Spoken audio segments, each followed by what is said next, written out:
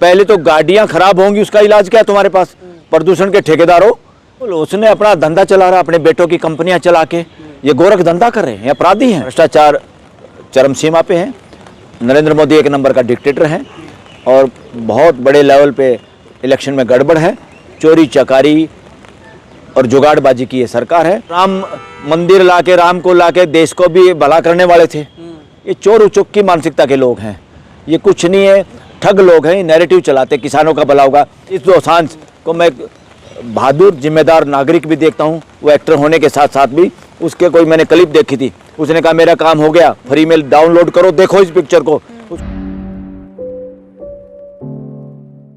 और मंत्री का इस्तीफा लोग मांग रहे हैं, नितिन गडकरी का, कह रहे हैं E20 पेट्रोल के माध्यम से बहुत गड़बड़ झाला हो रही है, कारें खराब हो रही हैं, तमाम वीडियोस सामने आ रहे हैं इस तरीके से लोग बना के। बिल्कुल, उसने अपना धंधा चला रहा, अपने बेटों की कंपनियां चला के ये गोरख धंधा कर रहे हैं, अपराधी हैं। कोई भी नई पॉलिसी बनाने से पहले, कोई भी प्रोडक्ट बाजार में लाने से पहले क्लियर जनता को पता होना चाहिए ये किस गाड़ी में डाला जा सकता, किस में नहीं डाला जा सकता। और अलग E10 E20 वाला या प्योर पेट्रोल डीजल अलग अलग टैंक होने चाहिए थे। सब कुछ अरेंजमेंट पहले करके लोगों को छूट और इन्फॉर्मेशन कि आपकी गाड़ी जैसी है वैसा ही तेल डलवाइए, आपकी गाड़ी वैसी नहीं है और तेल दूसरा डलवाएंगे तो आपके इंजन और वो सारा खराब हो जाएगा। देश फॉरेन एक्सचेंज बचाने के चक्कर में देश का उससे दुगुना कई गुना भट्ठा बिठा देंगे। इससे कंपनियां जो हैं वो तो खुश होंगी, क्यों बाहर गाड़ियां खराब होंगी, सर्विस स्टेशनों की आमदनी होगी, पेट्रोल वालों का पेट्रोल बिक जाएगा, मगर देश का तो अल्टीमेटली नुकसान है। ये बहुत नॉनसेंस है, ये गलत है। डेमोक्रेसी में ऐसे नहीं हो सकता। डेमोक्रेसी में नहीं कि पॉलिसी बना दी लागू कर दो भाई, कौन इसमें प्रभावित होते हैं उनका कोई ख्याल नहीं। सबसे पहले हर चीज़ को बताना ज़रूरी है, हर चीज़ को अलग अलग तरीके से। बाज़ार में कोई प्रोडक्ट है वो बता के तो बेचेंगे, चोरी चकारी से बेचना कंज्यूमर का लॉ का वायलेशन है, अल्टीमेटली देश के प्रति अपराध है। और इसमें गडकरी भी शामिल है, अपनी बेटे को कंपनियां चलाने के लिए, धंधा जमाने के लिए। ये लोग सारे के सारे गिद्ध दृष्टि से बैठे रहते हैं कि देश में क्या हो, कैसे पैसा बनाया जाए। कुछ लोगों को इन्फॉर्मेशन होती, बाकी देश को होती नहीं। जिनको होती है वो ठगी ठोरी से देश की जेब लूटने का काम करते हैं। नहीं सर, प्रदूषण कह रहे हैं इससे कम होगा और लोगों का फायदा। अरे भाई, प्रदूषण कम कौन नहीं करना चाहता? पहले तो गाड़ियां खराब होंगी, उसका इलाज क्या है तुम्हारे पास?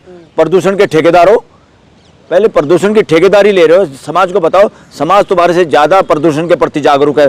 तुम ठेकेदार मत बनो, एक्सपर्ट मत बनो। तुम ये बताओ कि ये तेल कौन सी गाड़ी में डलना चाहिए, ये तेल के लिए कितनी गाड़ियां बाजार में हैं, जिनकी पुरानी गाड़ियां उनमें क्या नुकसान हो रहा है, उनकी भरपाई कौन करेगा? क्या तुमने उस पे पेट्रोल पंपों पे लगाया हुआ है क्या ये तेल किस में यूज होना चाहिए, किस में नहीं होना चाहिए? अगर उसको गलत करके देश के लोगों का नुकसान हो रहा है तो आप अपराध करें देश की जनता के प्रति। किसानों का भी कह रहे हैं फायदा होगा, इससे बहुत फायदा हुआ है। अरे ये बात बता के ये तो राम मंदिर लाके, राम को लाके देश को भी भला करने वाले थे। ये चोर उचुक की मानसिकता के लोग हैं, ये कुछ नहीं है, ठग लोग हैं, नैरेटिव चलाते किसानों का भला होगा। किसानों के भले से इनको कोई लेना देने नहीं। किसानों की ज़मीनें औने पौने दांव पे ली जा रही है। देश में पॉल्यूशन की ये बात करते हैं, पूरा अंडमान निकोबार में लाखों करोड़ों पेड़ काटे जा रहे हैं। कौन है भाई? कहाँ हाई कोर्ट, सुप्रीम कोर्ट? कैसे चुप रह सकते हो आप? इतने पेड़ काटने में क्या करना है वहाँ पर? कौन सा विकास होगा? तुम धरती का ही विनाश करने पे तुले हो। मैं तो कहूँ ऐसा लॉ बनना चाहिए, एक देश की सरकार भी अब सॉवरेन नहीं है। एक देश अगर धरती को बर्बाद करने की कोशिश करे और पूरी दुनिया चुप रहे, ऐसा पॉसिबल नहीं है। लेकिन सरकार कह रही है ये आइडिया भी नेहरू लेकर आए थे, इसका इल्जाम भी नेहरू के मत्थे पर मढ़ दिया गया। अरे ये राम मंदिर कौन लेके आया था? ठगो, पूरे देश को ठग लिया तुमने। इनका ना राम में भरोसा है। ये आम जनता का तो एक राम राम होता था, ये जय श्री राम वाला नहीं है, जय श्री राम वाला राम नहीं है इस देश का। सरकार तो अभी भी यही मान रही है कि जय सिया राम, जय सिया राम राजशाही का नारा है। जय सिया राम एक खास वर्णवाद को स्थापित करने का नारा है, इसलिए इस नारे से देश को बचना चाहिए। लेकिन सरकार तो सर इथेनॉल पे पीछे हटने को तैयार नहीं है, वो तो E100 तक का प्लान लेकर रेडी है। अरे पीछे हटने को कहाँ तैयार है? ये ठगी ठोरी अपने मित्र प्यारे और अपना उसमें अवैध पैसे से सरकार चलाना, लगातार डेमोक्रेसी का पतन करना, ये तो देश को खड़ा होना पड़ेगा। सरकार कौन होती है? सरकार जब होती है जब देश के अनुरूप काम करे। जिस दिन देश के अनुरूप काम करे सरकार नहीं होती, वो एक तरह से तानाशाही होती है। और उस तानाशाही के लिए खड़ा होना और उसके को दबोचना जनता का काम है, जनता मालिक है डेमोक्रेसी में। सारे सर मंत्री का इस्तीफा कैसे लिया जाएगा? प्रधानमंत्री इस पे हर चीज पे खूब खामोश हैं और नितिन गडकरी का कोई इस्तीफा मांग रहा है, कोई इसलिए सारे प्रधानमंत्री का इस्तीफा मांग लिया जाना चाहिए। यस, हमने तो मांगा था भाई वहीं से खड़े होके। प्रधानमंत्री ही मंत्री है भाई, हर मंत्रालय प्रधानमंत्री के पास है। वो तो मूर्ख बना रहा देश को। ये मंत्रालय को तो संविधान के हिसाब से भाई इतने मंत्री बनाने हैं, उनको राजी करने के लिए, ये जुगाड़बाजी है। नहीं तो मंत्री तो सारे मंत्रालय प्रधानमंत्री के पास है, उसी का इस्तीफा मांगना चाहिए।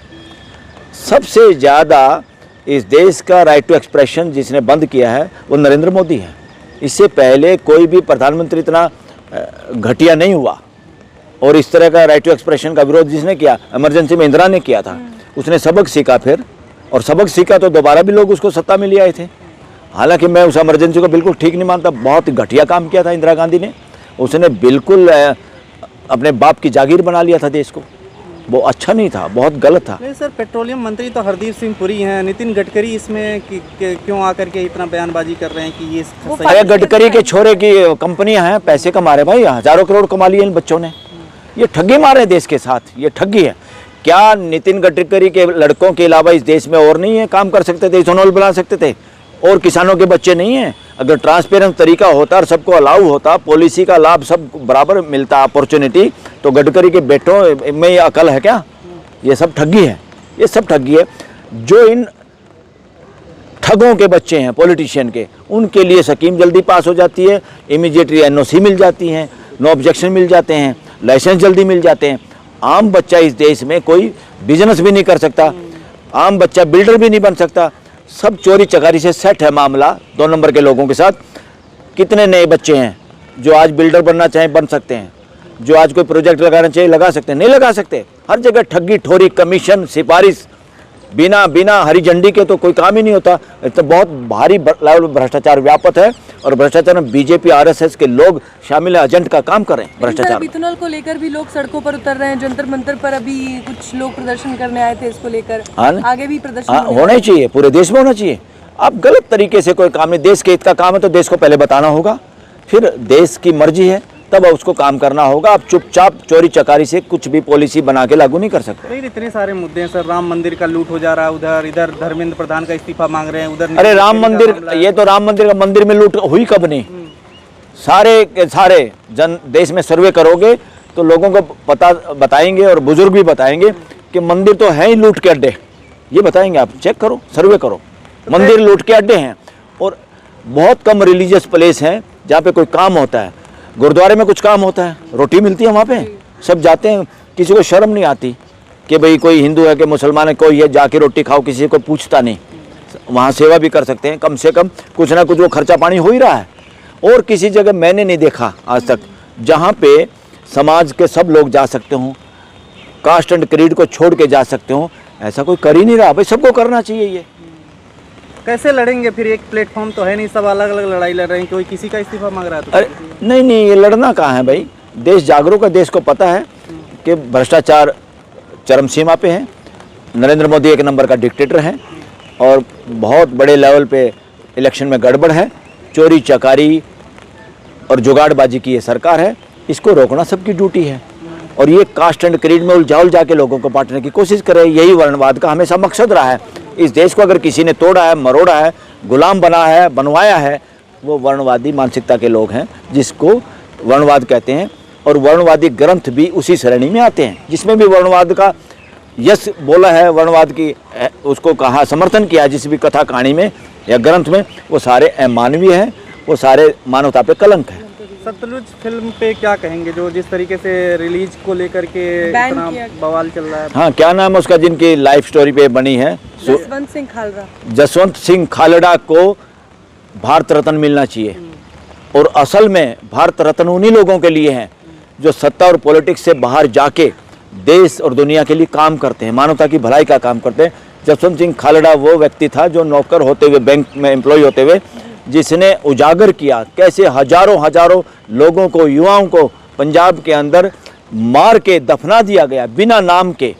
बताओ ऐसा कहाँ होता है? और सुप्रीम कोर्ट ने उन कुछ लोगों को सजा दी, मगर सुप्रीम कोर्ट भी उन लोगों तक नहीं पहुँच पाई जो आका थे, पॉलिटिकल आका, जिनके मौखिक आदेशों पे पुलिस इस तरह का नरसंहार करती है, काउंटर करती है, उन लोगों को अब तक जेल में होना चाहिए था। इस देश में उसकी शुरुआत नहीं हुई अभी तक, इसलिए इस देश में कंपनसेशन तो मिल रहा है मगर असली अपराधियों को सज़ा नहीं मिल रही।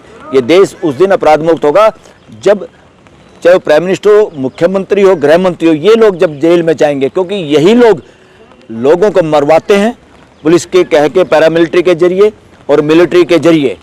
इसलिए जवाबदेही बनाने के लिए सबसे पहले अगर किसी को पकड़ा जाए तो देश के पॉलिटिकल एग्जीक्यूटिव हैं, मंत्री संतरी, पीएम सीएम हैं, इनको पकड़ने की बहुत ज़रूरत है, इनको सज़ा देने की ज़रूरत है, वरना ये रुकेगा नहीं।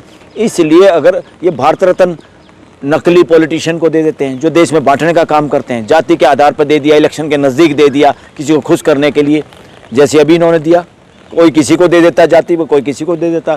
और इसमें भी सबसे ज़्यादा आज तक मिले हैं, तो इसमें बोलने में कोई हर्ज नहीं कि ब्राह्मण जाति के लोगों को सबसे ज़्यादा भारत रत्न मिले हैं, और जो कि ज़्यादातर लोग वर्णवादी मानसिकता के शिकार रहे हैं। अगर उसके शिकार नहीं हो तो देश के हालात कुछ और होते। तो बात उसकी भी नहीं है कि किसको ज़्यादा मिल गए, बात ये है किन लोगों को मिले।